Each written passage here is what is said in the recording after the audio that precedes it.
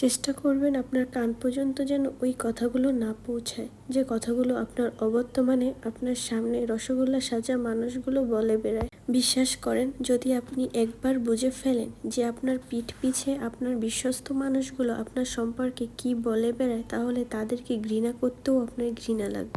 যদি আপনি বুঝে ফেলেন আপনার কান পর্যন্ত কোনো ওই কথাগুলো চলেও আসে, তাহলে তখন আপনি এমনিতেই নিঃশব্দে মেনে নিতে বাধ্য হবেন যে আপনার আশেপাশে আপনার বিশ্বাসযোগ্য কেউ নেই। কেউ আপনার প্রশংসা করবে, সেটা তারা কোনো রকম রিয়াকশন ছাড়াই চুপচাপ শুনবে। অথচ কেউ যখন আপনার খারাপ কিছু বলবে, তখন দেখবেন সবার কাছে বলে বেড়াবে আপনি যতই ভালো হন, যতই তাদের হেল্প করেন, যতই তাদের সাথে ভালো মনে মিশতে যাওয়ার চেষ্টা করেন, কোনো লাভ নেই। এরা আপনাকে হিংসা করতেই বেশি পছন্দ করে। আপনার সামনে দেখাবে যে আপনাকে অনেক ভালোবাসে, অথচ আপনার পিঠ পিছে আপনার সম্পর্কে প্রচণ্ড লেভেলের বদনাম করে।